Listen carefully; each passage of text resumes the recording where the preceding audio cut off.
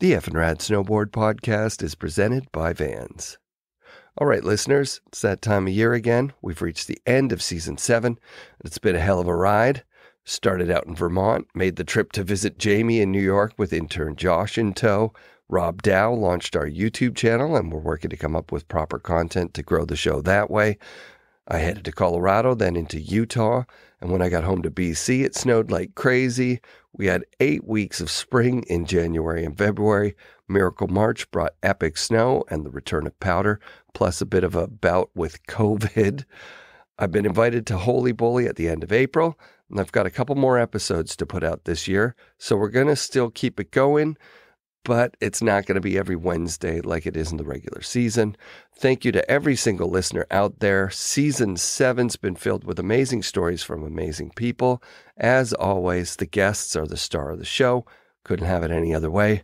FNRad will be back with an 8th season next November. Oh, and we should probably do a fundraiser now. So I'm thinking to ask my friend Clarence Mills to make a signature yellow cedar core. And then Rob and Pepe, would you please make a custom-built wired snowboard for a raffle for the listeners of the show? I think that's going to happen. Also, check out the Instagram link in our bio to Jeff Patterson's World Snowboard Museum and Hall of Fame Kickstarter. Okay, I'll talk about that more at the end of the show. Season 7 of FNRad is sponsored by Wired Snowboards, the Boardroom Snowboard Shop, Anon Optics, Time Bomb Trading, whose Hail the Rail event is on now. Check out Time Bomb Trading on Instagram for details of this epic contest that could win you some epic swag. And of course, Tribute Board Shop in Nelson, BC. The Boardroom Snowboard Shop is where I worked when I moved here in 1993. The owner, Murray Fraser, is a visionary shop owner whose business philosophy has won the Boardroom all sorts of awards over the years, including Vancouver's Best Snowboard Shop. By offering the best selection of the best snowboarding products at the guaranteed best price, the Boardroom has been keeping boards on snow for over 3 decades now. Check out one of the Boardroom's 3 locations in Vancouver or North Van, or go to boardroomshop.com and enter code FNRAD10 at checkout to save even more with shipping available to the US and Canada. Support also comes from Mount Seymour, whose early bird seasons passes are on sale now. Grouse Mountain, where you can get an unlimited spring pass right now for just $119. New Green Superfood Drink, Volcom outerwear, and Intuition liners. Thanks to everyone who supported Season 7. Seth Huot is a consummate professional snowboarder with video parts, magazine coverage, a pro model on Santa Cruz, and everything in between under his belt. He was equally rad at riding street features and backcountry stuff. Seth transitioned to filming and producing his own films before becoming the Volcom Snow global team manager. His long career includes some all-time highlights, like filming with Mack Dawg, competing in the X-Games Real Snow. Seth is a truly dedicated snowboarder, working and living a few minutes from Brighton, so he can get up there and shred whenever the snow is good. This is my 30th season snowboarding. Congrats, that's super sick. Yeah, I started snowboarding in 1991. Were you like 5 years old? No, I was about 14. Yeah, 14. Yeah. So I'm 44 now. Holy shit. So yeah, I started right up the road at Brighton.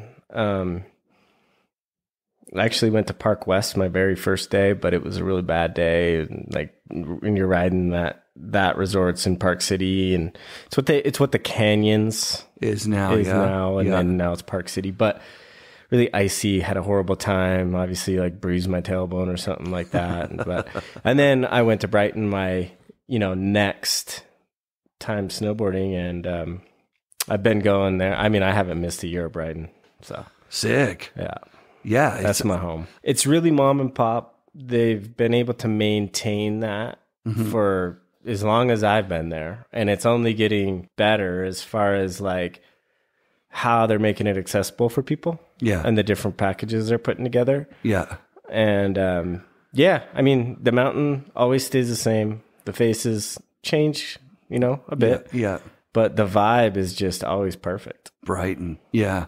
Yeah. People getting clicks, I guess, out here, right? Like kind of like Vancouver, you go to Seymour you're in with a different crowd than you go to Grouse or you go to Whistler or Baker or whatever.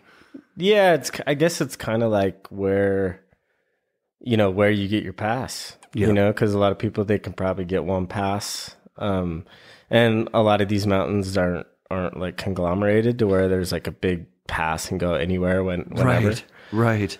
So yeah, Brighton usually. I mean, I grew up, and it was always it was like Brighton. It was Brighton's a vibe, and then Snowbird's its own vibe, and then Park City's its own vibe. Yeah, the guys I came out to visit the first time I came to Utah were Park City guys. They lived really close.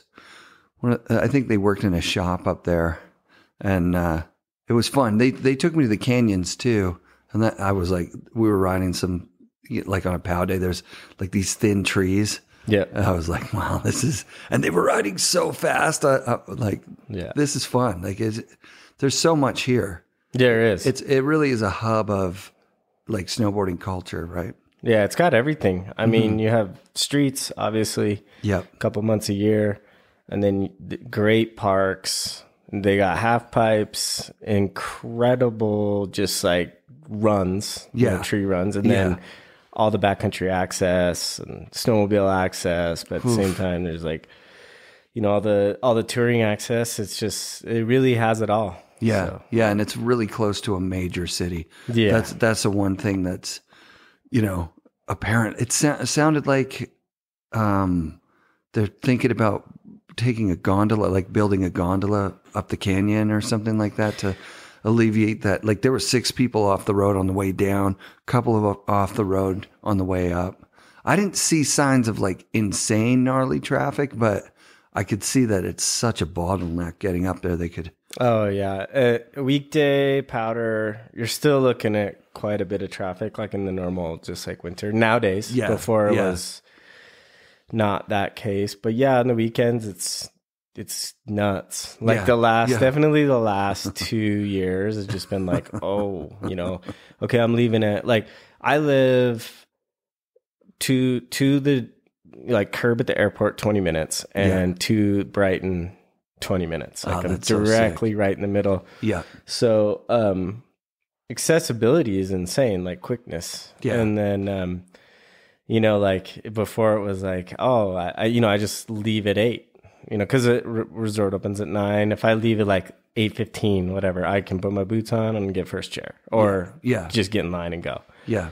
Nowadays, like POW day, if you're not out the door before 6:30, you're dust. And then you're sitting in the parking lot for like 2.5, 3 hours before it even opens. It's the worst. And then half the time, like I'm taking, like if I'm trying to go up in the morning to get a few laps before I, get to work, it's like I wait in the parking lot longer than I'm snowboarding. And then I go home. Yeah, man. It's worth it. I mean, it's such like all over. Yeah, it's like I can't complain about it. You know what I mean? It's like it is what it is. So going back to your roots, what's the first board that you're riding? Obviously, it's rentals at the icy ass bruising Park City stuff. Yeah, I used the Friends board. It was a Look. Oh wow! For that, yeah, it was a Look, like one of those crazy boards they made with the black bases. And then the first board. That's a pretty funny story because like.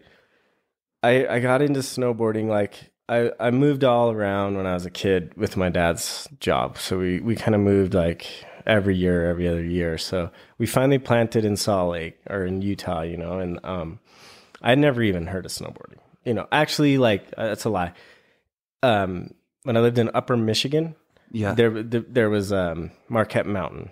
Holy shit. Right there. Yeah. So I lived kind of close to that, but I skied. I like skied maybe 4 times in my life, but I went skiing there and I saw snowboarding. I was like, that's snowboarding. And then that year, randomly, like Burton sent out these like mailers. So in the mail, we got this like Burton like catalog, basically. Sick.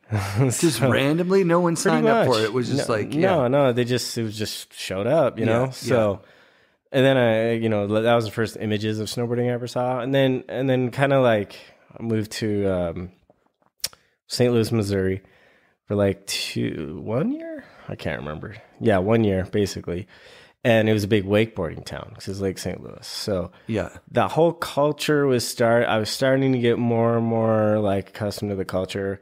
So wakeboarding was a thing, or they called it like scurfing. It wasn't even wakeboarding yet. Wow. It was like scurfing. Wow. Yeah. Like the thick foam boards. Yeah. With the plastic. Yeah. And I think one of those kids had a snowboard, and the one time it snowed there, they rode it down the hill or something like that. And I was like, oh, this is the coolest thing ever. Sick. And then we moved to Utah, and my next door neighbor, who ended up being my super good homie, he had a snowboard.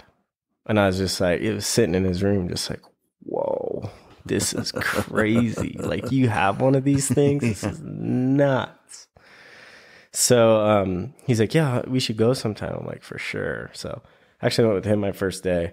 And then the second day, like, I was like, all right, I'm hooked. Like, this thing is like so sick. I want to snowboard. And then one of the older kids in the town was like, he had a Sims pocket knife 144. Sick. And he's like, I'll sell it to you for $50. Nice. And I was like, yo. And I made $10 a week, like, in allowance, but I had to do all the chores. You know, you scrub the toilets, you sweep the floor, you vacuum, wash the windows. And it could only be once a week. Yeah. And my dad was just like, yeah, I'll give you like $10 a week, you know, for doing this. And I talked him into giving me a little, I made $5 a week, sorry. And then I talked him into giving me 10 because I was going to work extra hard. Yeah, I got you. So it took me a month to save up enough money to buy this snowboard. And then when I went to go buy it, he's like, oh, just give me 40. No way. Yeah, because it had a crack. So he got stuck up the canyon. He was loose. Yeah. And he just like jabbed the snowboard nose underneath his truck tire to like get out of being stuck. No. So I had this like vertical crack down the center of the nose, but I was like, I don't care. It didn't hurt like the structure of the board at all. It was like still totally good. It was just like crack because those things were bomb-proof back then. Yeah, they were thick. Yeah. So I rode that for like 2 seasons. You know, I had the old bindings and I painted it like mustard yellow. I was so psyched on it. Just like, oh, this thing is so sick. And rode that for 2 seasons. And then I was like, I really like snowboarding. And I got a job. I got a job being like a landscaper at the community college. Yeah. And then I saved up enough. That probably pays pretty good, actually. I mean, it was like $5 an hour. Okay. Like, what's the minimum wage back then? Like 1990, what?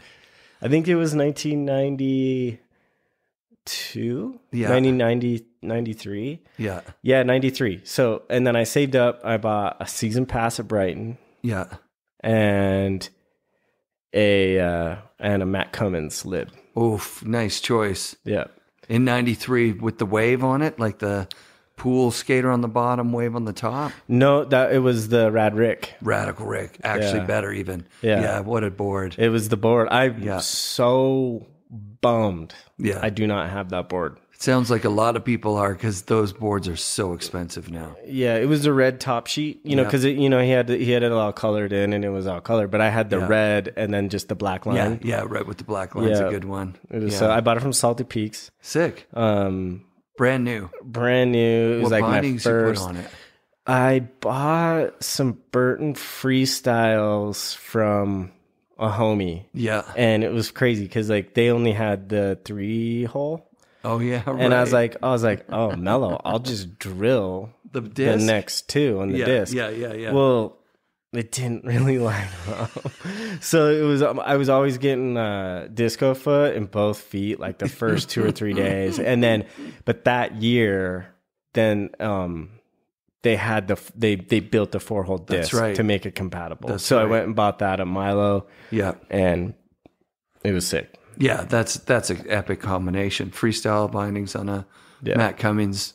You're progressing. Like your freestyle game is on point in that board. Totally. And then I got my license I think later that spring. Yeah. And I was able to start going quite a bit. Yeah. And then, that's that. Yeah. So when's the first sponsorship and how does that come around? Like Are you doing local contest series and you get noticed or? You know what's funny? So I snowboarded all the time on the weekends, you know, and nights. I'd go up at nights, and Brighton back then was crazy because like you never got a full parking lot. It was like the only time the parking lot fully filled was on Christmas break. Yeah. Other than that, it was like 2 rows of cars, 3 rows of cars. Wow. Maybe 4 on the weekends. It was nuts. Yeah, so that's nobody up there. But the chairs, you know, they had the high speed quad, the Crest. So that was in, and then they had the old Millie chair, which was slow, and they hadn't even built Great Western yet. Cool. So back in those days it was just different stories. So it's like contests and stuff like that just weren't really a thing. And you know, and I grew up in high school. I was like watching like so many snowboard videos all the time. Like, me and my friends, like all the kids were out partying. We were just like huddled in my homies, like basement drinking coffee. Like, whoa, we're getting wired. Like watching snowboard videos, like The Garden, TB2. Oh yeah. 8 tracks. Like nice. 8 tracks is definitely ingrained, and all the old snowboard videos just over and over and over again. And so it was like, I always knew I was just like the dream of being a pro snowboarder was something. But dude, back then, like, as pro snowboarders were something that like were in Norway or they were from Washington, you know? Sure. Because like my heroes were like Peter Line and you know, Jamie Lynn, obviously, and Dave Lee, the whole Mack Dawg crew. Yeah, Joey. Yeah, man. So it was just such a far off thing, but little do I know, it's so funny because I go back and watch those videos now and I'm like, all of these spots are in Utah. Yeah. Grizzly Gulch, Flagstaff, like Brighton. Yeah. And I had no idea. If I would have known that when I was a kid, it might have changed the whole thing. You know what I mean? Like, I thought they were like somewhere cool, you know? Like, I didn't think that Utah was like a place pro snowboarding. Dude, this place is cool, but no, I understand. It's your house. It's like where you live. You're like, oh yeah, just this place. Yeah. Right. So I actually like, you know, graduated high school and kind of went to college. And obviously, like when you go to college and you're fresh out of high school and you're not focused on it. Yeah. I just snowboarded every day. Totally. I was so hyped. I was just going up every day and like snowboarding a lot. And then that summer, I was like, all right, I'm going to get a job like after I graduated, and got a job. And then all of a sudden it was like, oh, are you going to, or after that year of college, I didn't graduate college. It was like that first year. And it was like, oh, are you going to like go back to school? And I was like, I don't know. I kind of got a good job right now. I was like doing heating and air conditioning. Oh, that pays well. And I worked through the winter. Yeah. And I was like a full-blown weekend warrior. I was up there Saturday, Sunday without fail. And I had my other good friends were like, they were snowboarding every day and like working whatever, you know, like a couple days a week, you know, just getting by. Yeah. And they were just scoring. And I was just like dealing, you know what I mean? And dying just like every day at work, just like, this sucks. Yeah. So after that winter, I worked the next summer and I was like, I'm done. I'm like, I'm going to go back to school. Sure. Yeah. But I didn't. And then that year, like, one of my homies, his brother is a professional windsurfer. His name is Micah Bazinas. That's his brother. He was like one of the sickest windsurfers for, like, they lived in Hawaii, I think, of Maui. And then Jake, my friend, he had the whole like vision of what it takes to be a professional. Yeah. You know what I mean? Because of his brother. Right. Training, contests. Yeah. Everything else. So he like kind of sparked the idea that he's just like, let's like push ourselves and like try to be pro. Rad. And it was kind of crazy because it was like, he kind of got all like competitive, but he needed that, you know what I mean? And it was like, so we started going around, like they used to have contests like up at Bryan Head Mountain Resort down I've been to Utah. Bryan Head. Yeah. From Vegas, we drove up there. Yeah. So they were having contests because they were always trying to get people there because they would get people from Vegas, like you're saying, and then Salt Lake too, because it's like right in the middle. Yeah. So they were always having cool events, you know, and the parks, I mean, dude, they weren't even they were barely jumps. Yeah, I rode there in 95 or something, 94 or 95. Yeah. And we didn't ride the park. Yeah. It was fine for the time, but it wasn't like sick or anything. No, and they just make a mound of snow and put a lip on it and be totally. like, it's good. It was tabletop days. Right. Yeah. So we started doing those, and then there was a couple in Utah, and then I started going and getting in like USSA and USASA contests. Yeah. Like I went to Colorado and won a pipe contest. Oh, sick, dude. Yeah, That's it was epic. insane. Like Matt Peterson was the judge, and I was so psyched. Like, That's won pretty the sick. pipe. Yeah. But that was probably never rode pipe since. but That's no, awesome. we started doing like that amateur contest, but that was before like there was like a formula. You know what I mean? This is pre-Olympics. Yes. This is like there's nothing going on. It was like 1996. You know? Yeah.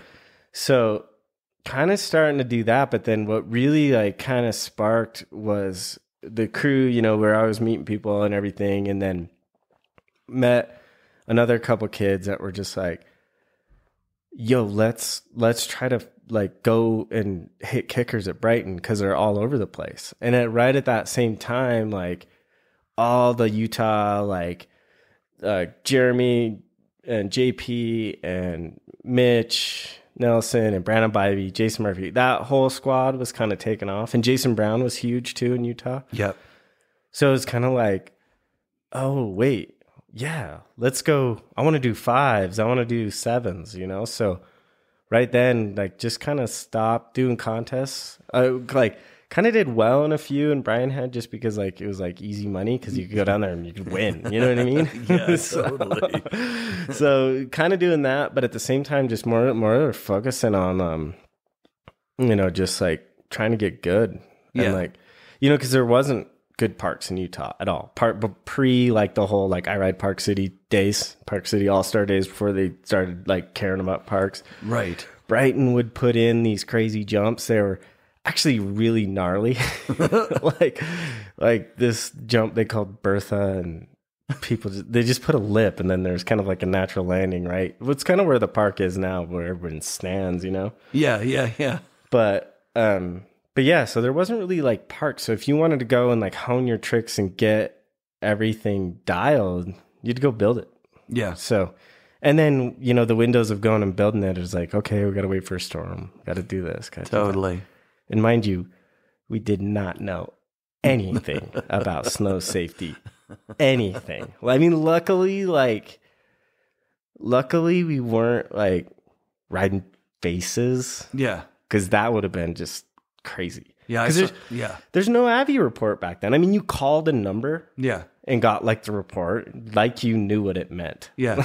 Yeah. And sometimes the report would be, oh, you mean like an Avi report? Like they would say like, yeah, it's moderate to, you know, dangerous in the above the tree line or whatever. And you're just going, okay. We didn't know what aspects meant. Didn't know any. I cannot believe like, and then one year we were just like, oh yeah, we should get beacons. Like, yeah, we need to like get beacons. And then you get that blue Ortovox that is they're both pre-digital beacons. So yeah. It's the thing's analog stuff. Yeah. Yeah. Thing was like useless. So right. So we were going out and doing that and learning our tricks and everything. And then we just decided like it was like right when like digital cameras broke. Yeah. So we decided like, all right, let's like pool our money, and we bought the Canon GL1, the mini DV. Yep. And we were just like, let's make a video because like we were just watching Mack Dawg videos, you know, all the time, and we were just like just dreaming of just like, you know, seeing all the people here just blow up and become like superstars, going to the premieres. Snowboard culture was just like at its peak, or not really peak, but like just at a high point. Yeah. For the time. Yeah. And then we just went for it. And one of the kids that I was hanging out with, he worked at a shop called Bikeboard Blade. Yeah. In Sandy, and he knew a lot of reps, but they carried Airwalk. Yeah. And Airwalk made snowboards and boots and they made everything, like head to toe outerwear.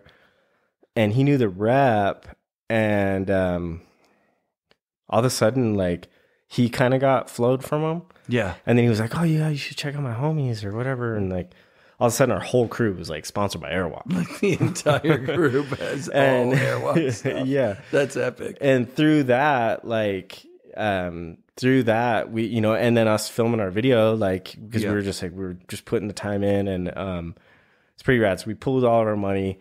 My wife now, she's like bought me a computer. No like way. she started it all. Wow, I got to give her the whole credit. So she started it all. And then I like got some like ripped version of Adobe Premiere or something like that. Yeah, I remember you could get that like just like a disc. The disc with the serial number. Yeah, exactly. Oh man. Yeah, so I've had that. So then so she started it, and then I just we made a video. Yeah. And I learned how to like edit and like figured it out. And that like kind of got me on that video part kind of got me, or at least like the clips of, because that was kind of that year that was happening, kind of elevated me on Airwalk to be recognized by like the global team or whatever. But it was like a B team kind of thing, like a rookie team. Did you break those boards? I remember those boards being like, they rode really well, but they were like foam core. We broke a couple of. So that was the A1 board. The A1 The ones that came out of the Focus factory in Montreal. Yeah. Best boards I've ever ridden. Oh, sick. Probably even to this day. They're capped. It was called the Airwalk Legend. I can't remember what model it was, but that was one of the best boards I've ever ridden. Like cap. It's crazy. I was just talking to someone. I was like, man, I wish they made capped snowboards again. Oh, that's great that you're saying that, because like, Emmanuel Krebs was just on this week, and he's like, he went to Solomon and was like, please make sandwich boards again. Yeah. Just make sandwich boards. These caps are not what I want. But yeah, those cap boards were really grippy. Yeah, I mean, they turn really well. Yeah. Like, I don't know. I mean, now with rails and everything, it's kind of gnarly. Yeah, I don't know, man. So. Does anyone make cap boards at all I haven't seen one. Maybe like on the nose, you know, like on the tip and tail, they might be like capped. Yeah. But those full cap boards were just like, they were almost disposable how like fast they bagged out, but they were super, you know, out of the package. They rode super awesome. Totally. Really edgy. Totally. Yeah, man. Yeah. And then, my team manager was Renee Hansen. Okay. I know he went on to like Burton for a long time. Yeah.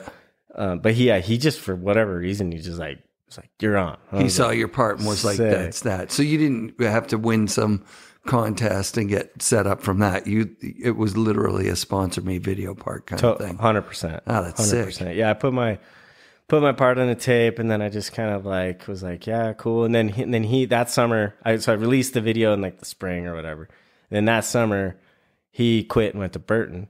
So I was kind of like, oh, well, I don't really know, like still riding for Airwalk, whatever. A week after that, Blue called me. Right, and he was like, "Hey, I've got this thing. Blue Montgomery. I've got this thing I'm gonna do. I can't really say what it is, but I want you to be a part of it." And I'm like, "Oh, whoa!" And he's like, "Yeah, it's like snowboards." And I'm just like, "Oh, wow." And I'm like, "I'm in." I was like, instantly, I was just like, "I'm in. Whatever it is, I don't care. I don't even know what it is." And then like he's like, "Yeah, I'm doing with like Jason Brown and Kevin Jones." Oh my God. And I was like, holy. So I was like, all right. And then that was the year that AMP came out. Yep. And there's one clip in Jason's part where he's like, it was one of those like lifestyle clips that you film in the summer. And he had this shirt on, and it's all CaPita. That's sick. And I call up Blue right away. I was like, is it CaPita? Is that what it is? Or I don't know. It was just funny, that whole thing. So yeah, I rode for CaPita for a couple years, like fully like Blue, like give him all the credit, like for helping me get going, like in my snowboard career, like getting me like linked up with like, he sent my tape out to like Jay Twitty and, Brian Harris at Dragon and rad. Yeah, he just helped like plug me. It was just like it's in. It's on. So you go from head to toe Dragon or head to toe Airwalk to like a serious array of epic companies. Totally. And with my tape, like I kind of like, I don't know, like kids weren't really like putting that together at the time. It was kind of like the first-ish era of sponsor me tapes. Maybe it was like the first era, because it was like digital cameras were brand new. Because before it was like was on a tape. And Oh, there's some old, like I've seen some old like sponsor me VHSs that are crazy. Totally. Crazy. But totally. But I put them on I put it on like VHS and it had music and it was just a part. You know nice. What I mean? That's epic. And it was and he got me on like DC and linked me up with like Kleckner.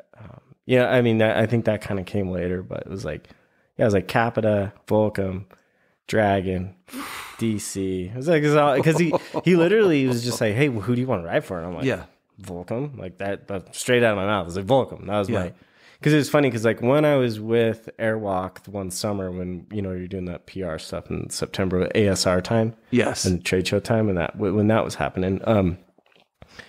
So we had like Roman DeMarquis and like Roger Helm-Sastuin and Frederick Sarvel. And they were all over and we were down in San Diego and just making the rounds of like Trans World, and Renee like fully just brought me on. I'm just like some kid, just like, oh.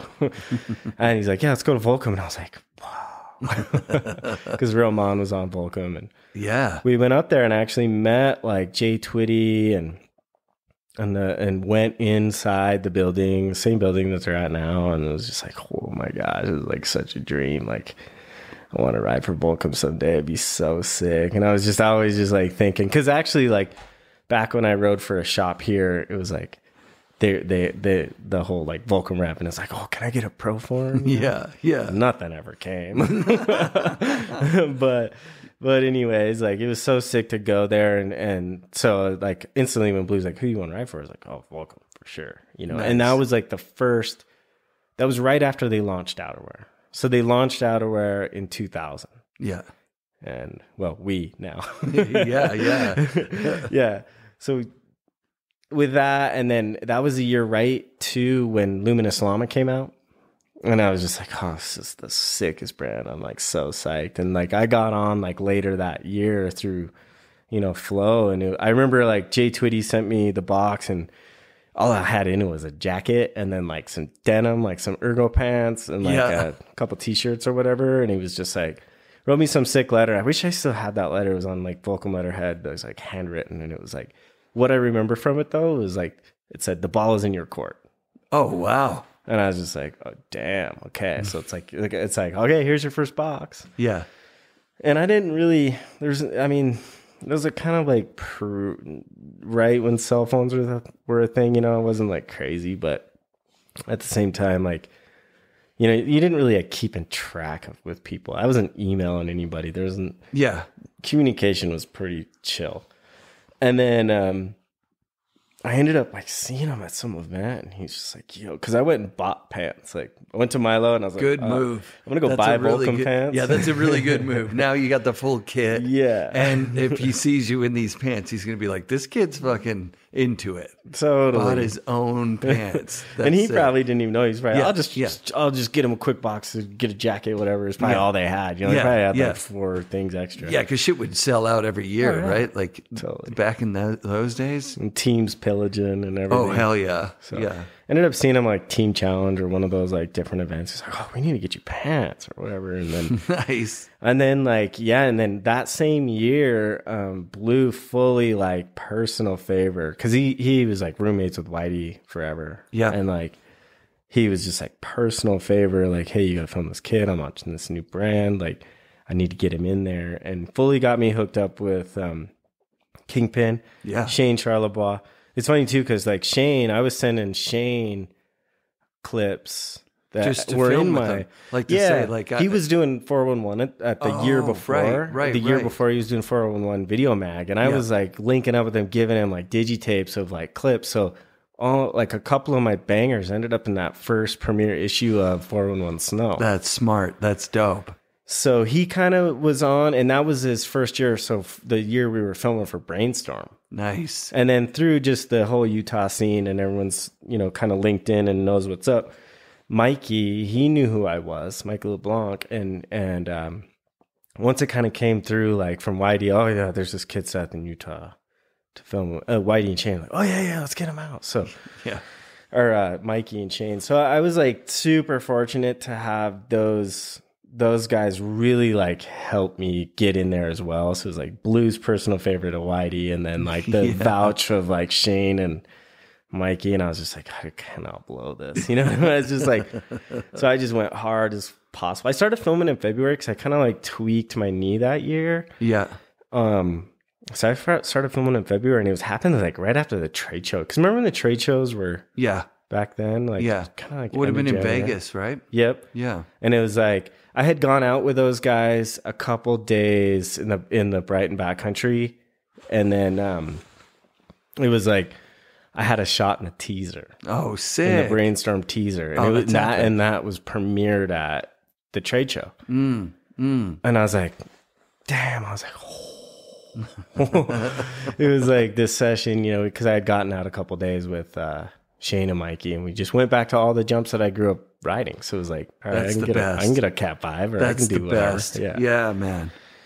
And then on that trip, Mikey's like, that's when the True Life teaser broke too. Yeah. And it was like, oh, these like crazy handrails, you know, like Bozong, you know, just like, with the aviators on, doing that captain board side on the triple kink. And then like, I don't know, there's like some other moves, like JP's big like gap to back lip in Montreal. And Mikey saw that and was just sparked. He's like, we're going back to New York, because he had been to Albany earlier that year. And he's like, we're going. So I was like, I have no money. Yeah. So, Blue like hooked it up. Obviously, he had no money. He's like basically giving me money out of his like personal checking account, pretty much, to like get me to go film. I don't know where the money is coming from, but I know the company didn't have any money. I didn't have any money, but I was filming this part, and he's like, "You're going." So got me on this trip, and like so sick. First rail trip. Before rail trips were like, that was like right when those things were like starting to be a thing. Like, where are you going? Yeah. Like, what do you mean? You live in Utah. You just go up to the Brighton. Like, totally. So that was kind of cool. And then that was really my first break, you know. I shared a part with Micah McGinty, and he was a Volcom rider too, and I was so psyched to share a part with him. And then I think it was Marcus Heggie. Yeah. And that's just like, I was so stoked in that, and Twitty. So the next year at ASR, when that premiered, Twitty was just like, he's like, you did it. Yeah. He's like, you did it. You're on. Like, nice. Like, you're on. Let's go. And then I was like, fully, like, that's what like locked me in on like the team for Volcom. You know, I wasn't just getting flow anymore. I was like, you're on. Like, writing a contract. The ball was in your court. You went and shot a basket. That's so sick, dude. Wow. That's quite the story to get like started. You know, most people, it's some sort of contest thing, but you guys saw it. You know, for the next 10 years, videos were the place that not 10 years, because True Life's towards the end of it. Like the video sales start to fall apart and it goes digital. Yeah, you know, in my head, kind of where videos, I guess I get on that topic. Like, once the DVD broke, you know, like I remember tapes. There was no faking tapes. Like, you can't. People tried to dub them, and you had to have 2 VCRs, and then Mack Dawg made that Macrovision thing that put like static in it. It was never right. Yeah. Because like, I mean, dude, I have the sickest pirated tape downstairs, like Broken Penniless, Hard the Hungry and the Homeless. It's it's got like 5 the sickest videos, and like and I think the best way to experience a snowboard video is on VHS. Sure, because you put it in, you push play. You sit down.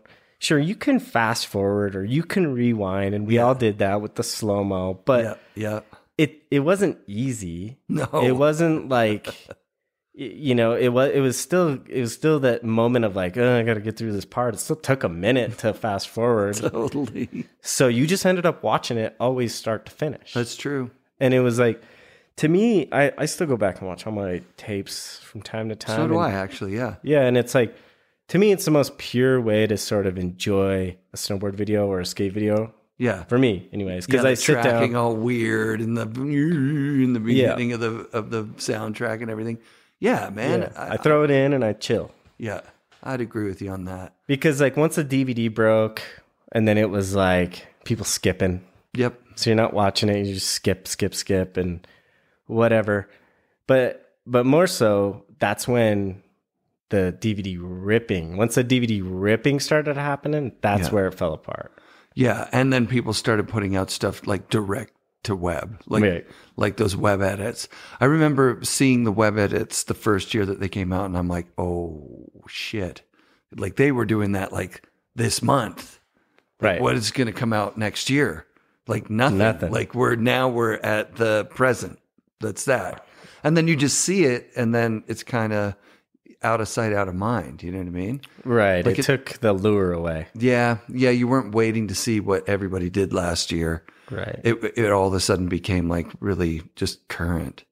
I remember, and it's crazy too, because like when web videos, it wasn't easy to watch video on the web. No. When that was starting to happen. Because I remember like back in the deep Transworld message board days or whatever, I remember seeing some like bootleg footage up on something of the Nixon Jib Fest. Oh, wow. The very first one. And I was like, yo, like, kind of like, this is crazy. Yeah. Because it wasn't like polished. It wasn't edited. It wasn't anything. It was just clips. And I was just like, this is nuts, you know? Yeah. Yeah. Harder to watch too, right? Like it became really confusing. I found for videos, like I missed those days of video premieres and waiting until, you've got nothing to do really in September, October, November. You're waiting for the snow. So the whole community coming together, sitting in a theater, throwing beers at the screen or whatever, winning prizes or like that's so fun. But it just went away.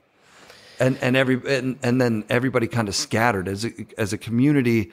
There was less cohesion, right? Because you could really specialize in who you were watching.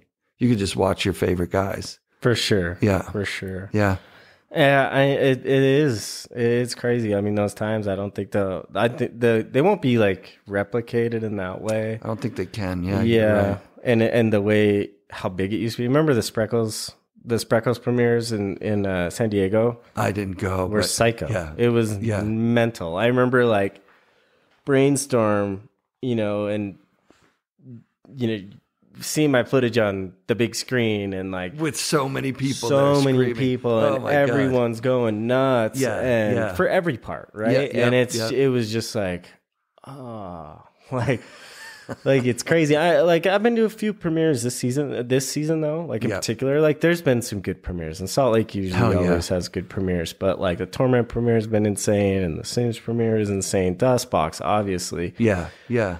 And you do like the energy is definitely, I'm finding that it's kind of a thing again. Cause I know that it probably went through its like downtimes, but yeah, there was a time where I went to a Burton premiere at a movie theater, and we walked in, and I can't remember who the pros were. It was probably Sullers and Mikey Rance or somebody.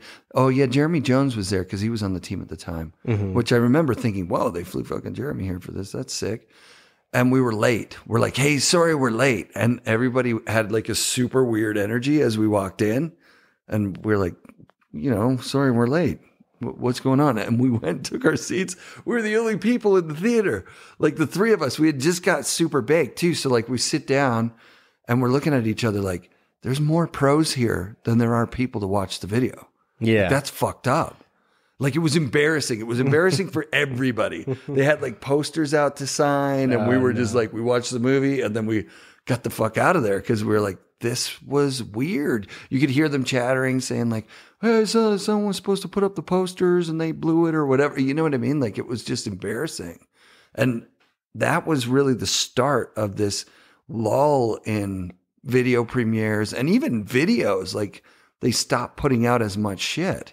Right. And then for us in Vancouver, the Wildcat premiere, the return of the Wildcats and the Man Boys, it was kind of like the old meets the new, and it just was on again. Yeah. So we've had a few really nice movie premieres. The King Snow one, because it's so like all the local heroes are in that. It was cool to see Mikey Cicerelli like watching his part and like tearing up because like all of Whistler is there just cheering. Yeah, fuck, it was so sick. So that's awesome. I agree with you. It's back on. That kind of community feel it never really went away, but it just didn't have any like place to manifest. You know what I mean? Right. I mean, yeah, everything's going to go through a change. And, Yeah. Well, Vegas changed to Denver. Yeah. And then Denver, I never went, but I hear it was like kind of a different vibe, right? Like it just didn't feel like Vegas. Yeah, I mean, definitely. And like ASR, what was crazy was like the surf and skate, that trade show in San Diego in September. Yeah. That was huge. Super sick. For Yeah. snowboarding. Because all the snowboarders would go, because a lot of the brands linked up and whatnot. And then everybody had premieres. It was like, oh, the Mack Dawg premieres tonight. So good. At Spreckles, or Whitey's tomorrow night at Spreckles, or someone's up at Oakley. You know what I mean? So yeah, it's just different times, and I don't know. I feel like it's coming. It's like in a good place though. Oh yeah, it's definitely in a good place for sure. Because we've reached critical mass too, right? Like there's so many people snowboarding, and most of them don't get it, which is fine. Because there's still so many people that like love it and live it. You see it at every resort. There's like a group of people that this is what they do, Yeah. They come up and they ride together. It's rad. It's super rad to see where it's come to. So the middle of your career, like after that Kingpin part, you're filming parts for what, 10 years or something? Yeah. Kingpin, I did that for like 2 years. The second year, I had like a rough year. I was kind of battling some injuries, and then I also wasn't landing much. Right? Really? So I was putting in so much effort. Like every day, me and Shane were just grinding and everything. And Shane seems like an amazing person. He's the best. Yeah, hanging out with him, getting clips would have been amazing. Huh? Yeah, he's the absolute best. Yeah, and that was a year like Mark Frank was just. He was filming for Whitey. And sick. Yeah, it was a good program that year. Other than I wasn't really landing too much. I did get a bunch of footage, but it ended up in the after hours because I was happy hour. Yeah. So I had like a good little, like there was this after hours kind of techno section. Yep. And I had a bunch of footage in that. And that's kind of where my footage was. So I went to the premiere thinking I had a part. And then I was like, I didn't have a part. Ouch. And I was I had like 5 or some shots kind of spread out throughout the video. Yep. And it just hit hard. I was like, dude, maybe I'm over it. You know what I mean? Like maybe I don't know. I worked so hard, didn't get a part. This sucks. Like everyone's gonna be bummed. But that same year, like I had footage in like the Jib Fest video, and I met Mack Dawg, when I went to, because that same year, I went to the Jib Fest when they were making the movie. Yeah. The documentary. So I was in that.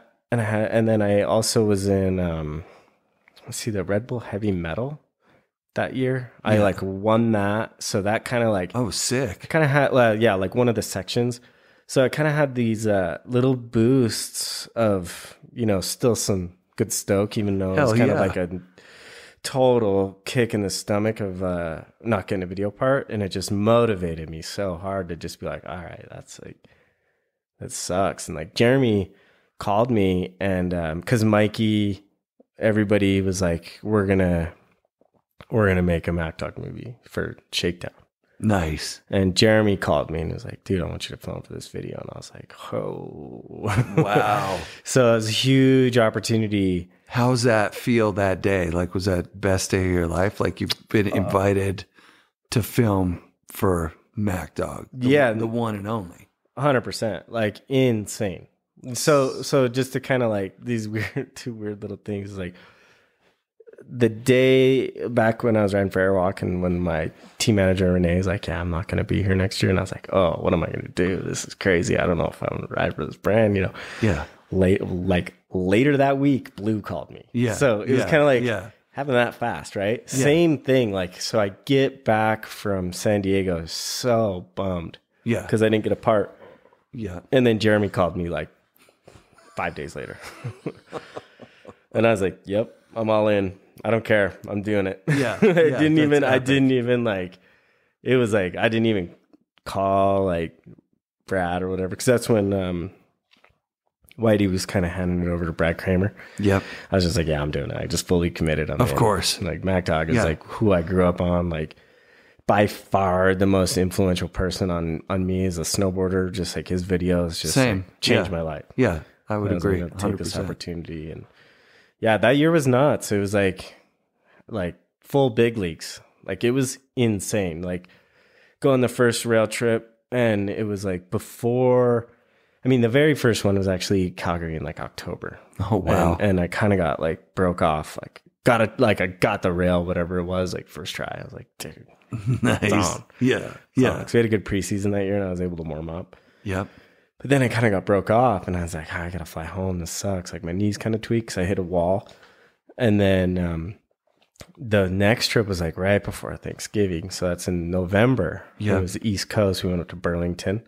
Wow. And like, it was like full big leagues. Like, I was just chucking, going at anything I could, and it was like way over my head. Yeah. And then you have like Jeremy, JP, just like I mean, that was like their prime. Like, they were just getting it. Like, veterans. Not really like, they were just they had found their swing. They were just like, they knew what they wanted to do. Yeah. And it was that easy. And they were just getting hammers. I think they filmed like so many crazy things that first trip. And I was just getting broke off. But whatever, I was going for it. And so that was huge, filming for Mack Dawg. That was a big eye-opening thing. Like, it wasn't like you had to go big. You had to do, there wasn't much fun involved. I'm glad that you say that, because after I interviewed Jeremy, we talked off mic about getting that motivation. Actually, before we started talking too, he's like, there was like 7 years in there where I didn't really have any fun. Yeah. And I see it. I understand it. Like, those video parts, people take them for granted. You know what I mean? Like, this is your whole year. This is you giving everything to snowboarding. And Jeremy told me both he and JP had their own, personal torture ways of motivating themselves for clips, man. Yeah. Like, fuck, dude. You don't think that that's what goes into these parts, but we're talking about people who are legitimately scared. You have to be scared to be working on something that's either never been done or that's like big enough for the latest Mack Dawg thing. Yeah. So I can't imagine it being fun.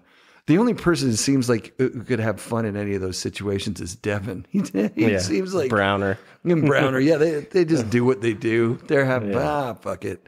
But I was surprised at how like just unenjoyable it sounded to be like a pro snowboarder during those heydays of the big film. Because you couldn't put anything. There was no like place for B grade or C grade. No filler. Now, like, there's like the gram or what I mean, yes, stuff is rad. Or there's like robot food revolutionized, like injecting some like accessible fun into snowboard videos, which was fun. Awesome. Yeah, totally awesome. Yeah. But back in those like days, like Mack Dawg, he knew what people wanted to watch. Yep. He saw it, and then you have like JP and Jeremy like pushing the boundaries of like innovation and what the limits are at the time.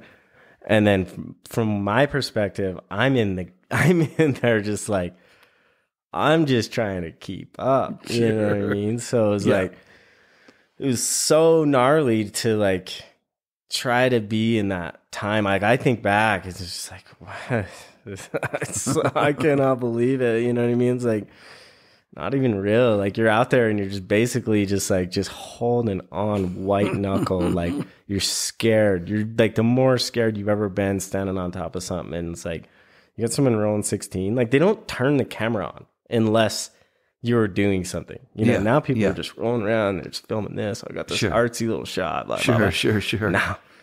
Now, no filler. It was just all just like, oh, I'll turn it on when you're ready to go. Who was the filmer with you on those trips? Mack Dawg. He was there for all the street stuff. That's big. Ross Steffi was there for like a lot of the powder stuff. Yep. Sean Kearns was there for some of those first trips before like Canada got going. Yeah. How was Kearns to shoot with? He's crazy. Yeah. Yeah. Like crazy. Yeah. So. Just leave that there. Sure, man. No, of course. That's I can't even imagine being in that position. Like when I'm thinking of it through your perspective, it's like those 5 days or whatever after the happy hour premiere, you come back like, I don't know about you, but I think I would be like, fuck, okay, I gave it my all and I didn't even get a part. Like, I'm going to fucking quit, I think. And then to go from thinking about maybe not doing it to being like, oh, wait, yeah, sure, I'll do the Mack Dawg thing. Like, there must have been a bit of fear of like, I'm going to film all year, break myself off for this thing and maybe not get a part still. Right. Fuck. No, you're absolutely right. It was just like you counted every single clip and you wrote it down, or you like mentally just like, that's kind of how you kept yourself from being away from the edge. Is like you mentally, I remember just like mentally racking through and I was like, I got that. Oh, that's 13. Okay. I'm sitting pretty good. Yeah. You know 13 what I mean? is huge. Yeah. Or like this, you know what I mean? You keep that mental rack going. Hell because we didn't really have, like I've seen a lot of people now, they'll like rip out their phone and film a LCD. Yep. Just so they can kind of keep all their clips. Yeah, right. Like at that tally. time, those guys would probably you might not even see it. Oh, you didn't see it A because it was 16 16 mil, No. right? You don't see it at all. So you could think that you had a frontside 7 or a Cap 9. No, and but then, it doesn't turn out. No, when you get in the edit bay and Dogger's just like, he's looking at you just a like, little, no. like your arm flail or anything. Could be anything. Yeah. Yeah. Just framed bad, whatever. Yeah. Oh, so wow. when I mean, that's something to think about too. Is like when kids started to get instant feedback from their footage and they could be like, oh no, I'll do it one more time. Yes. It's like sometimes it's like, I did it. Yeah. And everyone's like, yeah, I didn't really see it, but yeah, you wrote out, look at your track. And you're just like, sick. And then you get in, and then June comes around and you're like, that sucks. I would have went and hit it like 3 more times. Yeah. I loved hearing about who are the Quebec guys like Ben Billoc and Louif and LNP. Like was it Sugar Shack that they were filming with Martin and his brother. Yeah, like those guys were ruthless with each other. Yeah. Like I wouldn't take that. They would never be like, oh yeah, that was fine. Like, let's get the fuck out of here. You've been trying this all night. Like they would stay until it was dead on. That's sick. I know. I made those videos so good. I've heard those stories, and we definitely had our quality control too. You know, like with because like especially on rails, like we would throw like a VX on it. So we would film an angle always with the VX, so we could watch it and be like, no, dude, your press was saggy. Yeah. Kind of like your front board wasn't in the middle of the bindings. So redo. But nice. But yeah, there was a bit of a jury for sure. But yeah, I've heard stories about those guys, and I mean, you can see in their writing is like it perfected. They like really like getting that feedback. Jess Camara, LMP's stuff. Remember LMP's stuff at that time was just so fun to watch. Mm-hmm. It was absolutely. He made it look like, oh shit, like I don't even hit rails, but I would do it if I could do it like that. Yeah. Oh my god, so sick. Yeah, man, totally.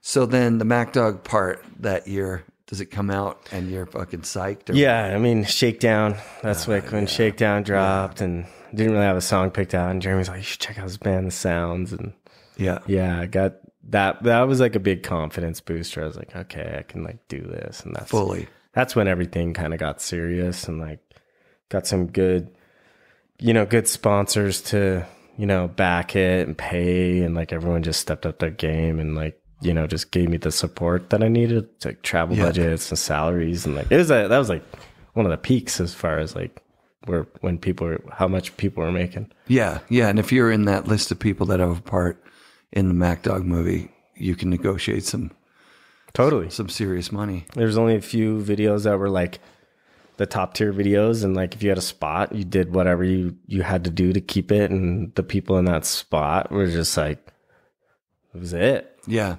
I mean, if there was a goal to something to like look forward to, that would have been like now you can put a part on your own. You don't even need any 100% anything. It's just like on YouTube, and that's awesome in its own right. But as far as like kind of like a model or something to shoot for, it was like, yeah, I want to film for Mack Dawg. Hell yeah. Or Standard or Robot Food or whatever it was. Yeah.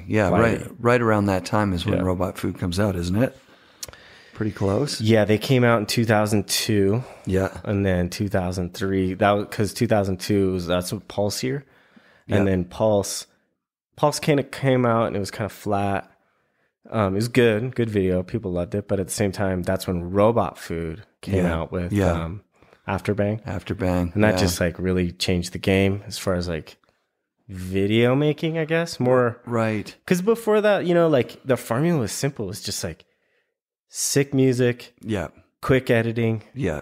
Banger tricks. And then Robot Food actually like kind of started the editing, you know what I mean? Like putting a little more into the post. Make it fun. Show some personalities of these people. And cool little like, personalities and editing. It didn't look like they were like what you were describing. Like that a day shooting for Robot Food would be, let's make this really fun. Yeah, Travis, Parker, UC, Louis Fountain. Yeah. Louis' part, like to the faint, like that's history right there. Absolutely. That's like one of the sickest parts of all time. Well, that was where David Benedict caught my eye. I was still working in the shop at that time and being like, this guy's always got like the ender, or like his part is my favorite part every time. Incredible. Who is this guy? Where did he come from? And he just kind of like blew up and then sort of disappeared. Like he quit at the top of his game. Mm-hmm. I've had him on the show. It was cool to talk with him. That's awesome. Shit was still big, but there was fun. Yeah. So Pulse came out. I remember Pulse being good. It was fine. Yeah. People liked it, but I think maybe like with the, you know, Pulse kind of being it, and then with Robot Food, it was kind of like, and then also that was when Forum, that relationship, I think, I don't really know too much about that relationship between Forum and Mack Dawg. Yeah. But that's when that like severed.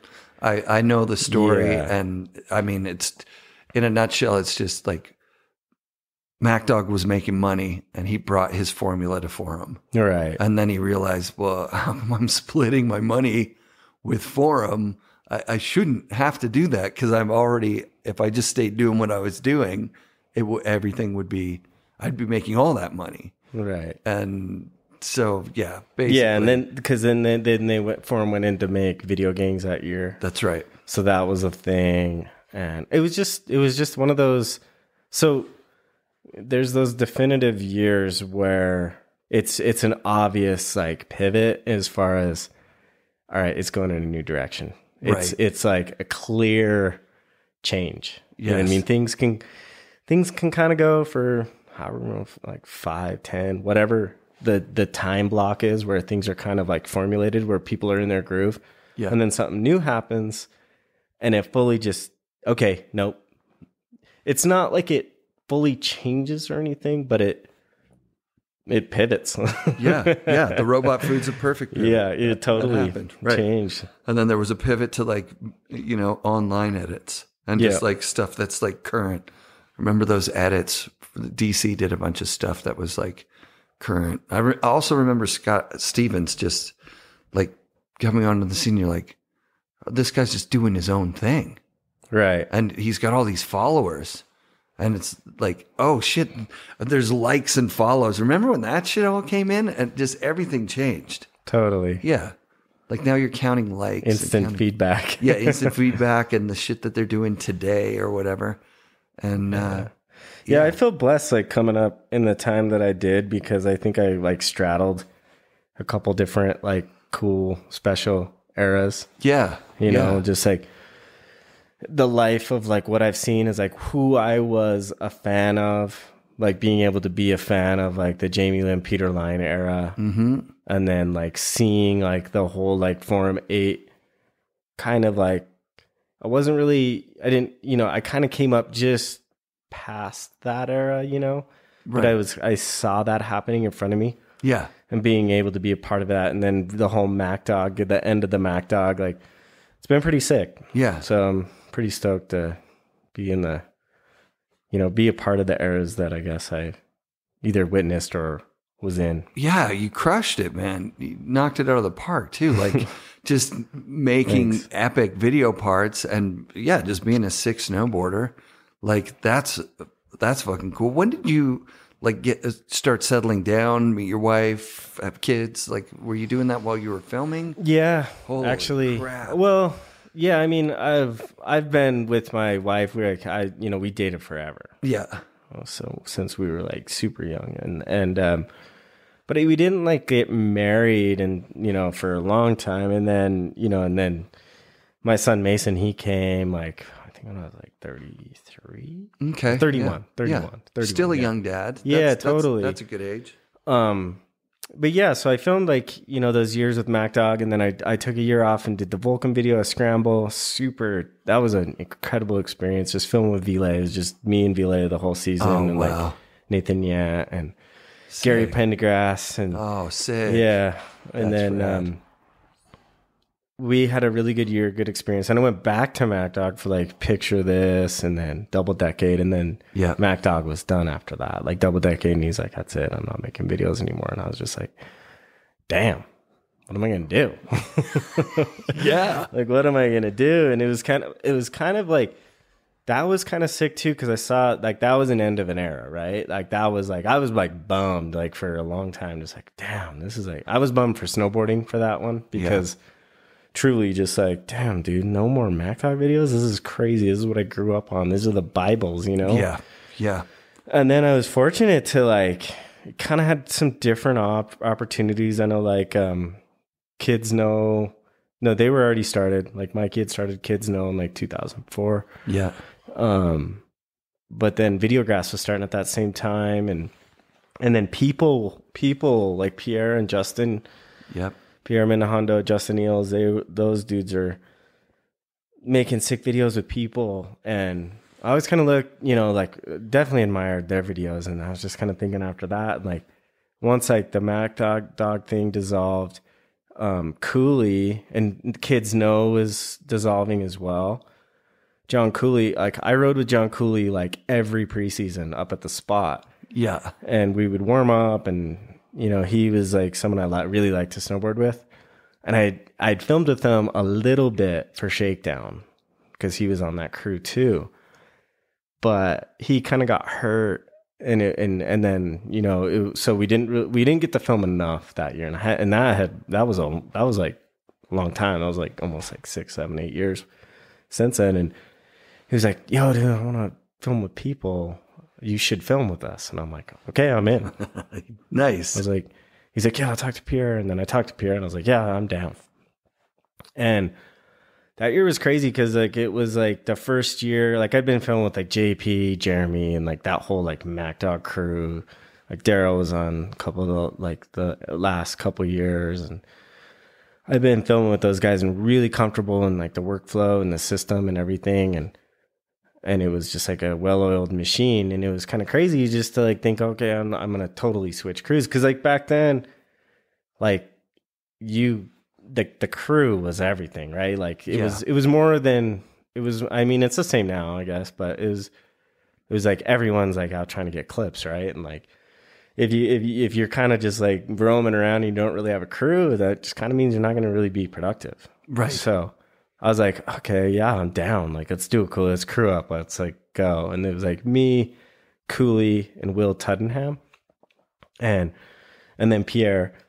And I was like, yeah, I'm down. And we got like an early Alaska storm. Oh, damn. And Cooley's from Anchorage, so he knows all the spots. He'd been filming up there quite a bit too. He's like, rad. Let's go. And I'm like, definitely. And under the whole, like, filming for Mack Dawg and that whole thing, it was just always about just like the gnarliest trick, the gnarliest spot, and like everything, like racking your brain, trying to be like new and gnarly and go big and everything. And that people year, it's like, obviously that's still kind of on everybody, right? But at the same time, I kind of looked at that season. I was just like, you know what? I'm just going to snowboard on whatever thing because I was always so like selective, or like trying to find like the perfect spot, or trying to find this, or trying to find the longest rail, or this or that. Yeah. And that year was just like, I'm just going to hit whatever's in front of me. Like, I don't care. I don't care if it doesn't make it. Yeah. Whatever. Yeah. And then I ended up getting like that year, Nice Try for People was like one of the funnest seasons. I ended up getting like some of my favorite footage I think that I've ever gotten.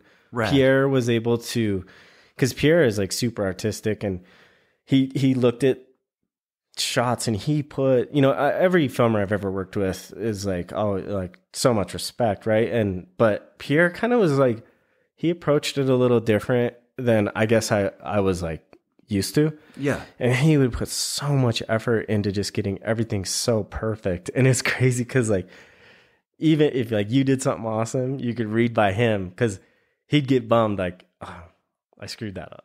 Oh. and you could tell he's like sitting there trying to get you to do it again because maybe he didn't film it exactly the way you wanted it. Yeah. And because he's such a perfectionist. And that's awesome.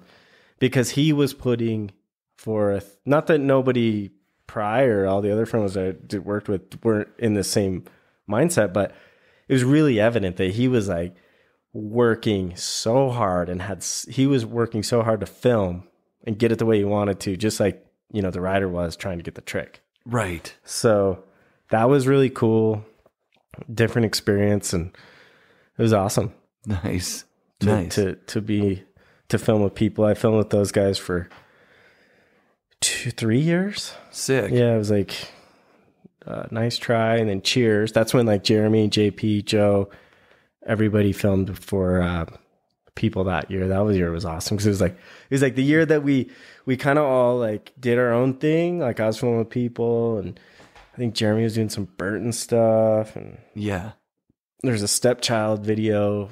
And so everyone was kind of doing their own thing. And then it was cool because like everyone, I think, just was like, yeah, change up. And then we came back and filmed Cheers and had a sick crew. Simone Chamberlain on that crew. Oh my God, that guy, hey? Yeah, no, that year was awesome. It was pretty much just like I was riding with Jeremy, JP, Joe, Simone. We had a solid crew around like Newfoundland. Oh, nice. Newfoundland, Finland, Minnesota.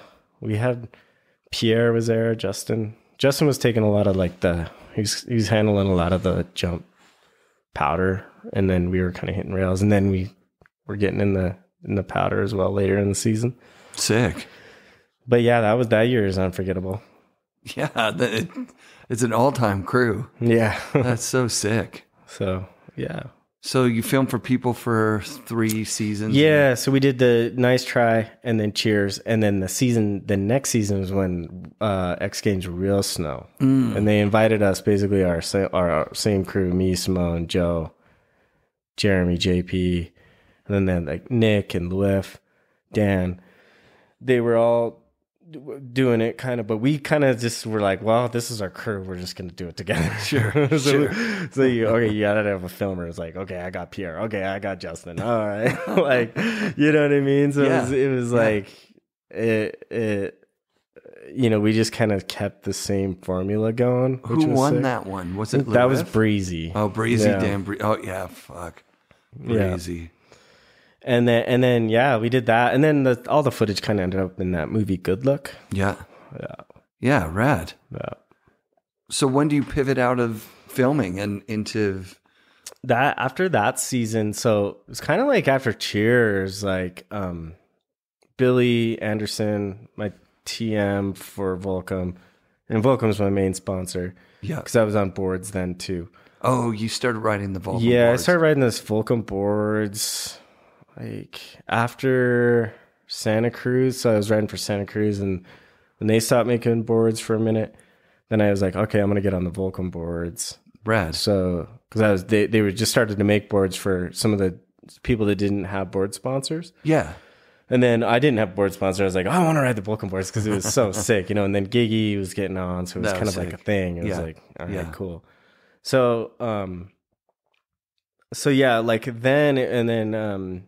So Billy was my, TM, and then Ryan Boys, and those guys, I was always like doing like photography and filming like second angle, and when we're snowboarding, and I was making skate videos with some kids here in Salt Lake in the summer. Fun. So I was always like filming, editing. I always took and shooting photos. Like I always had like an interest in that. I was always like nerding out, talking to Andy Wright about photography and Rob Mathis, you know, and then talking with Mack Dawg about filming and everything, and like, you know, always like picking their brains, like just trying to get all that information. Like, 'cause there's a lot of downtime on a trip when you're not the one that's up snowboarding. Yeah, and all you do is you sit there and watch like filmers set up lights and photographers set up flashes.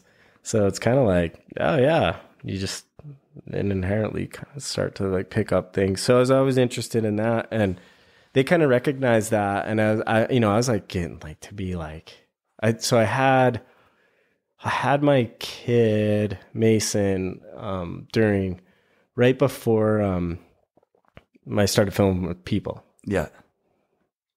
So Double Decade, that was it. The summer of the Double Decade came out. That's when I had him. So I had at this time it was probably like a 2 to 3 year old.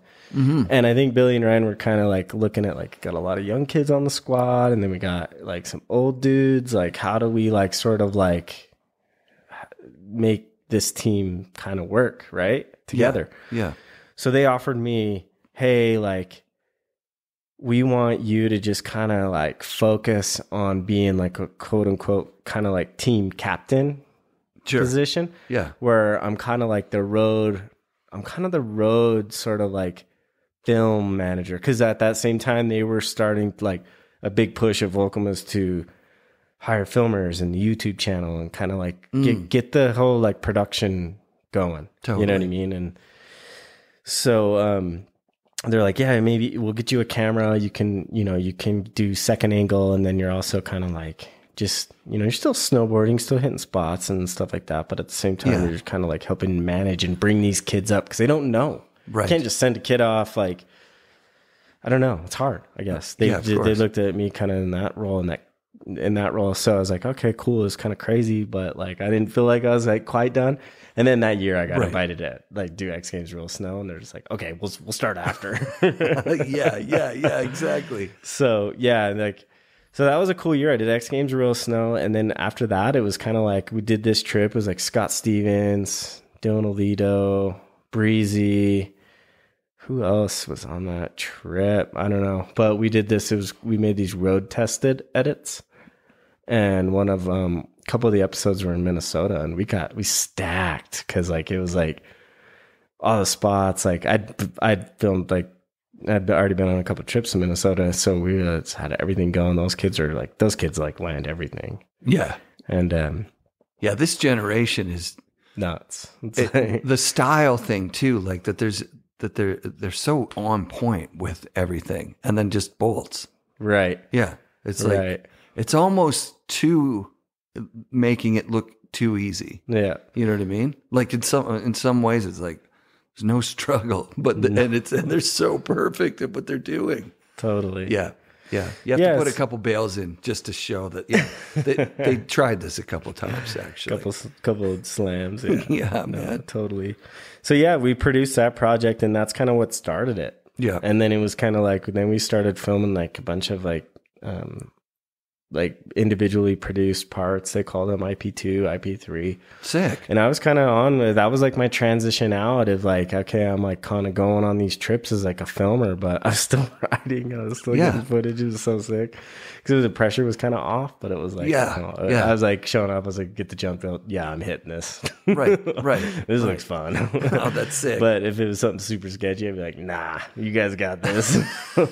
You know, as the sport matures, one of the best things about it is that some of these roles that were traditionally like just someone at a company, right? Like a team manager. Right. Like you mentioned Billy Anderson, right? Like him being a team manager and also having been on the board out there on set or whatever you want to call it. Doing the thing makes him a better team manager because he knows how it works. And then you being kind of this senior mentor to these kids that are filming because you've been them before, you're going to be better at your job than anyone else. Totally. Yeah, that's rad. No, that's just kind of the Volcom way, is just to kind of bring within the wheelhouse, bring within the family. So that's just kind of how it started, and then just kind of kept going from there. It was like filming, when really kind of like what really drove it to like my first like primary angle or primary filming was Mr. Plant, Pat's movie. Yeah.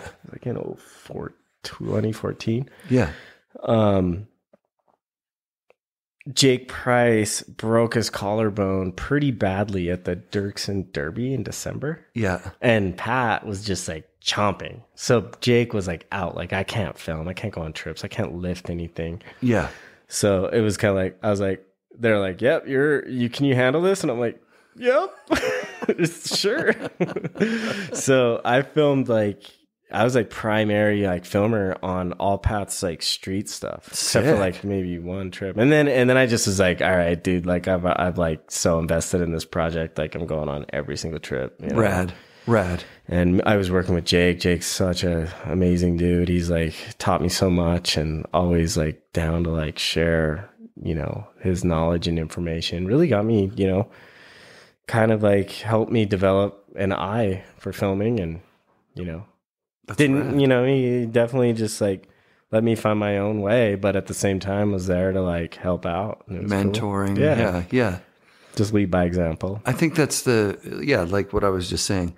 I think the reason that the industry's getting better is that we've got more people with integrity in more of these positions. Right. And so then that's why, you know, when we're seeing these clips that are perfect, film perfect, you know, like Gimbal God stuff where you're looking at the angle going, that's impossible. That actually is impossible.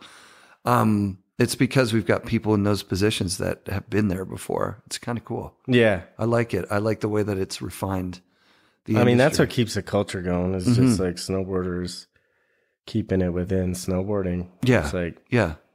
You see a lot of, I mean, I've seen the last few Vans projects where, you know, it's Tanner Pendleton. It's like a you know, a really creative eye, you know, for sure. And then the music and just the riders looking like they're having fun as opposed to being pushed into like impossible situations. Totally. Like we've matured. That's what it's come down to. Totally. Yeah. Is that we're not in the days of, okay, but and we are though. And we're still in the days of do it bigger, add a spin, make sure it's floating. You know what I mean? Like that shit's crazy too. Yeah. Like the competitive athletes are just, that's where the fear and craziness is at this point. But do you see it with the kids who are coming up that are doing the filming stuff too? Like they're still pushing themselves as hard as you guys were? It's incredible. Yeah. It's incredible. People love it. You know, that's what I see. I see so much passion, whatever role that they decide, whether they're, you know, making the films, filming, or they're, you know, being the rider or doing contests, doing, you know, street, doing, you know, powder or whatever it is, or just turning. You know, people just are so passionate, and there's just so many different like avenues of snowboarding now that it's cool. Yeah. Yeah, it's pretty much all things to all people. You could go into it and just be a kid who's recreational or a dad that's just, you know, snowboarding along with his kid that's skiing down the hill or whatever. Right. All the way to like gnarly stuff. I think the biggest challenge is now in my role is in marketing is trying to talk to all those different people, you know, because that's a challenge. Yeah. It used to be like pretty like simple. Snowboarders were just, you know, snowboarders. Now there's so many different ways to snowboard. Yeah. And so many different people that snowboard that it's like, okay, you got to really like make sure you're trying to cover all your bases. And Volcom pulled it off pretty good. Like I remember going down to Mount Hood from Vancouver, there was a Volcom outlet clearance store. You know what I mean? And even the shit, well, it was almost better. The shit that didn't sell was the stuff that we wanted because it's quirky and not everybody has it. You know what I mean? Right. But like getting into Volcom jeans for myself, I'm wearing a pair right now. Like I wear no other jeans. They just fit perfect. And it didn't matter to me that Volcom was like everywhere I went. I mean, California, I'm like, oh, there's a fucking Volcom store here. I mean, you know, Honolulu. I'm like, oh shit, there's a Volcom store here. There's like 6. Yeah. What the fuck? There's so much. Oh yeah, because North Shore, right, and the Volcom house and the whole thing. Hawaii's huge. Yeah, I bought my wife her first Volcom jacket in Honolulu. Awesome. It was like half price or something. I'm like, oh shit, we are getting this. Yeah. So somehow, because for so many years it was just this core, if you knew, you knew kind of thing. Right. And now it's like, in malls, and somehow it's not blown out.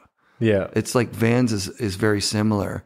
Like they're everywhere. They're huge. And somehow they get a pass from the cool guys in the industry as they're still cool. It's supporting the culture, right? That's it. That's we true. do, sure, there's a lot of commercial stuff out there. There's a lot of stuff that like, you're putting in Nordstrom's and you got to do it because like the goal is to make a good business and to create a business and to grow. Right. I mean, sure, it would be great to be in a situation where you knew exactly what you were going to make. This is all you had to do. And you kind of maintained. Yeah. But it's never like that because there's always another team rider. There's always another something that you want to keep growing. You want to pay more people. Like there's more employees. There's more efficiencies. But also never walking away from supporting the culture as far as like, Volcom does with like athletes and we got a Louis Lopez collection in skate, like as core as it gets, Arthur Longo collection in snow. And so sick. And then same with Vans, like all the stuff that they support. There's, Jeff Rowley and like, all the incredible skaters that and they're still doing cool films. They're still making cool, things happen. Same with Volcom and that's what's going to support it along. And you always have to be driving for the core and to stay speaking to the core or else that the core kid gets older. Like everyone's always getting, moving on and getting older and changing in their interest. But once you get them at that impressionable age and they're fans, like I'm a fan of Volcom because when the Garden came out in 1993, it was like, this is the sickest brand, left an impression on me to where it's like, now if I'm like going to a shop and I see Brian Iguchi collection sitting next to just some like random jacket or like a North Face jacket or some other jacket that I don't really have a connection to, like I'm going to go for the Brian Iguchi jacket 100 times out of 100. That's what happened because for me. I know it. I was looking for new outerwear. I'm just, the podcast was pretty young still. And I was asking around and the buzz at the no-show was that, everybody's bummed. Volcom's got better pieces for, unbeatable prices. Like the price was like fucking really good. And I went over and I looked at the collection and I was like, there's not a bad piece in this whole thing.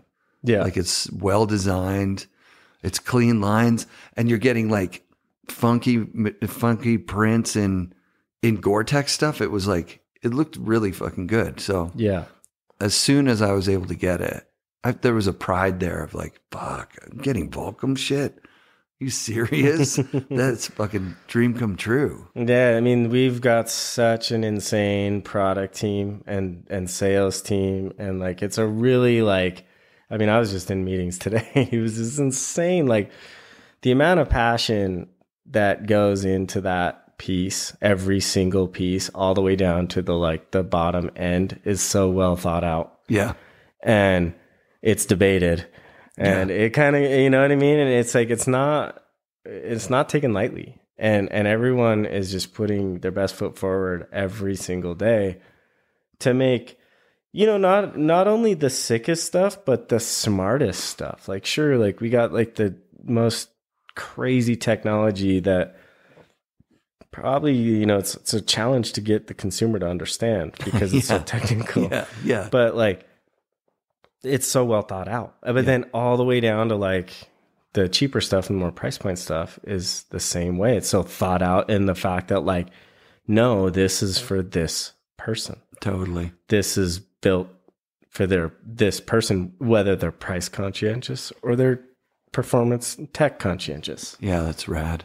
So it's really cool. I mean, seeing the full, like starting as a 14-year-old kid, bruising his tailbone first day out, now sitting in these like marketing and product meetings about like the route down, basically understanding that the full spectrum of like what my life has been. Yeah. It's like, you know, I have those moments where I got to reflect a little bit and I'm just, holy crap, like sitting here just grinding over some like marketing copy or some marketing like social video asset. Yeah. Pushing some product and, you know, you get jaded and you get like, I don't know, not really like angry, but you're just like, you know, you're frustrated, or you're just like, I got to get through this and get this thing out. But then, you know, when you step back and you reflect and you're just like, wow, it's kind of a lifelong journey. Yeah, hell yeah, dude. A really good one.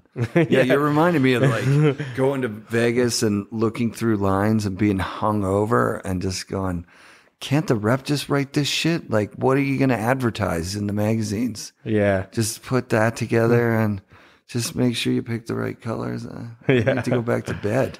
Like, that was agony for me, sitting in on those. Oh, and here's another jacket. And it also has a pocket. And inside the pocket, there's another pocket. And then it zips up. And then there's a snap. You're like, I can't fucking do this anymore, man. Why are we in Vegas? Let's go snowboarding somewhere. Totally. But then they moved it to Denver, and it was like, why are we in Denver? Why are we doing this? You know, because somebody's got to do the work of figuring out, you know, what their market is going to be. And that stuff has always been just brutal for me. It's definitely business. And that's what social assets. You were using words and I'm like, I hate even hearing that. I got it all. I got myself an intern. Dude, I'm like in a meetings today and I'm sitting there watching Instagram. I'm like, I cannot believe I'm like not at Brighton right now. Yeah. When you pushed the meeting until 6, I was like, yeah, okay, he's going to go for 3 hours at Brighton. Of course. Who would miss this day? Oh, the guy who's in the meetings, man. I was just, that's painful. Yeah. No, it is what it is. And yeah. You know, I understand it. Yeah, you're not complaining about your job either. Like, just to make that like abundantly clear, it's like when you're talking about Volcom, you're smiling. When you're doing this, it's like everybody knows. It's, you know, some jobs are better than others, and you've run the gamut, and you're at an epic company. Yeah, and you've been there for a really long time, as in many capacities. Pretty sick. Yeah, it's crazy. It's a great story, man. Crazy. Thanks for sharing it. That's we did. Awesome. I mean, this is our 30th year of Volcom. Holy shit. So I actually started snowboarding in 91. That's when Volcom was founded. Yeah. I didn't join the brand until 2001. So I've been at the brand for 20 years. That's a long time, man. Yeah. It's crazy. And to think like, oh yeah, I got a box from like a team manager at the time with a little note in it. And now I'm like, now I'm like using that same vibe though. It's like, I, you know, just got a phone with like a team writer, just like giving them their first little like, hey, you get a travel budget this year. And just to, sure, I got to do it on a phone call, but at the same time, it's like, it's special. And it's like, this is your start. This is your start. Balls in your court. Balls in your court. I love that. That's so awesome. No, it's cool. It's really cool. And I mean, you're sitting next to some super top secret new collections. Look at that. Yeah. Yeah. No, we got some really good stories. For 2023, I cannot wait. I mean, it's already out. We're doing a Desiree. I was actually like so ecstatic last year just to be able to, like, Des is like kind of like been there, and I've been talking to her for a long time. Someone I've like always admired, and like their snowboarding and just the attitude towards snowboarding and life. And you know, there was an opportunity to get her on Volcom like a couple years ago, and it didn't happen. And then, you know, she randomly just called me and was like, hey, like, like my contract's up. Like, I just gonna do the diligence. Just had to give you a call. And I was just like, timing couldn't be perfect or more perfect. And I was like, okay, I cannot believe you just called me right now. Sick. And I was just like, I'm just gonna start just saying, okay, this is what it would look like. And she was just like, and I was like, I know. It's crazy. Like, it's not probably what you would think, but, and then she was just like, I'm down. That's so sick. And I was like, this is so special. Yeah. And getting her signed last year was just like so amazing. So amazing. It was a group effort bringing that together. Like tons of props for the whole crew to get Des signed. So we got a Des collection coming out next year, signature products, and insane. She had like every single little working with her. And like she worked directly with our designer, Jackie Meyer, who's incredible designing outerwear. Working with like watching those two work and helping them, just helping do whatever I could to facilitate the workflow. And watching Des get exactly what she wanted. Sick. So special. It's so sick. Yeah. So sick. And yeah. her product looks amazing. That's we got incredible. Dust Box. Nice. Yeah. Yes. I don't know how we pulled that one off, but we did. That's epic. That's so good. That'll be coming out in 23. Insane. Obviously, the Arthur stuff is incredible. Gooch stuff. Jamie collection. Yeah. So he's got a full suit. Of course he does. It's out this year. It's the powder pajamas, we like to call it. Love it. In-house. Yeah. Yeah. And it's incredible. Working with Jamie, it's like I get on the phone with him, I'm just like still a little kid. Yeah. Yeah. Same every time I talk with them. Yeah. Gooch is, and they both have that similar gentle, but like very deliberate kind of language. Grounded in weird ways. You know what I mean? They're just so grounded in these like, they've been through so much and seen so much. And it's just like, I'm just like, every time I just like get around any of them and just like, this is so special. Yeah, it's like Jamie speaks in poetry. It's almost like, It's great. And Gooch is so, rap. Both those guys. It's sick that Volcom's got, collaborations and supports these legends. Yeah. Right? Because people talk about that a lot in snowboarding, how we didn't really support our legends. Jeff Davis, the first time I talked to him, he kind of did that thing like the first time I talked to Chris Roach. He was sort of like, yeah, this fucking industry sort of sucks. It turns its back on you, goes in a different direction. What direction is that? Like some shitty direction, They were both kind of pissed. And in the beginning of the show, that was pretty common. Whereas revisiting Jeff 2 years later, and little things have happened in the industry. He's back on Nitro thanks to Benny, and he's designing stuff, and there's like shit coming out that he's involved with, and he's happy. Like he's been snowboarding the whole way through. So I think that we're getting to the point where snowboarding is maturing and recognizing that we got to use a little bit of the past and a little bit of the future and a little bit of right now. And it's kind of the best time in snowboarding. Yeah. It's amazing. It is. Like, I look at the kids and, Mike Rav, he's like, he's like one of my favorite people to talk to on a daily basis. And just his outlook is just he's so ahead of he's wise beyond his years, as they say. Yeah. And, he's still got that, and I don't even know how old he is. It doesn't even matter. Yeah, but in my eyes, he's like, no matter what, he's 22. Yeah, he's got that energy, and it never stops. Yeah, you know what I mean. Yeah, I'm gonna have his band be. So I want to do this FNRad radio thing with my friend Steve, and just launch a half-hour radio show that features music by snowboarders or snowboard music from videos. Yeah. And, it's a half-hour show. We talked to Mike Rav, and his band is Future Mystic. Yeah. And we're going to have them on early on. That's awesome. Then it'll be like short interviews with the band, stuff like that. And he was just so nice to deal with. Very professional and very like humble, and thanks a lot. Yeah. Sent me the files. I was like, great.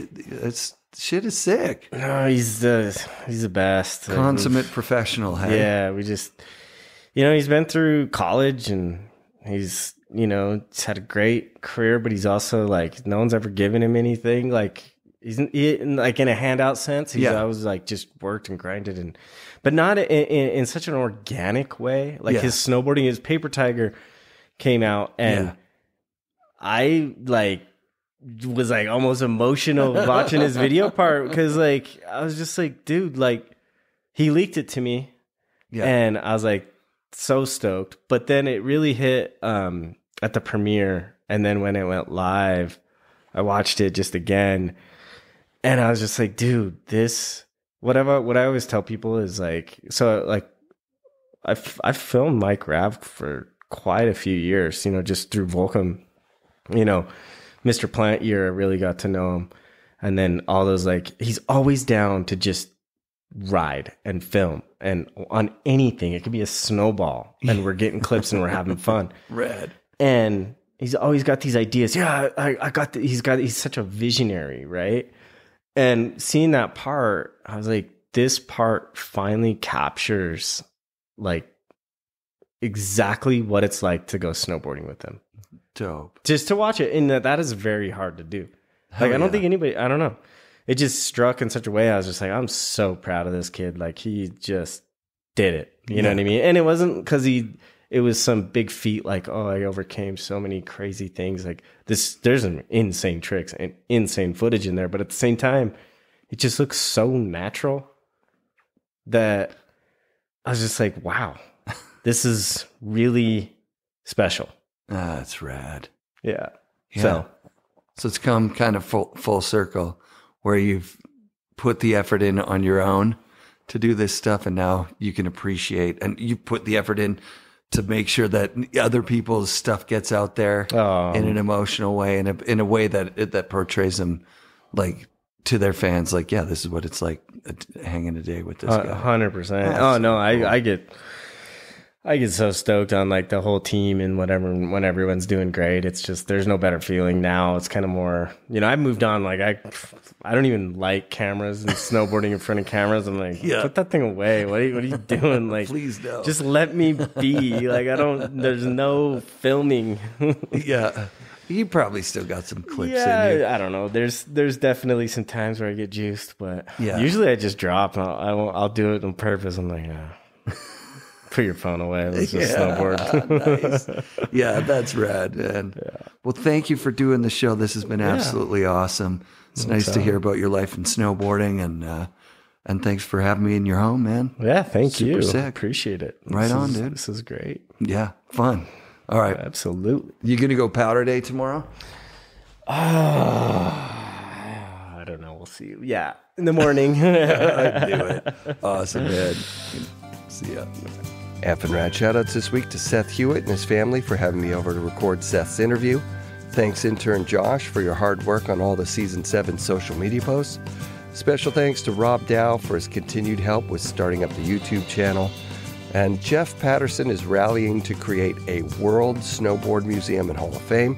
The Kickstarter is live and is something I encourage all of our listeners to donate to. Intern Josh will put a link up in our Instagram bio. Be sure to come back to the feed for more episodes of the FNRad Snowboard podcast and listen again to your favorite episodes, which are presented by Vans and brought to you by SIA Productions.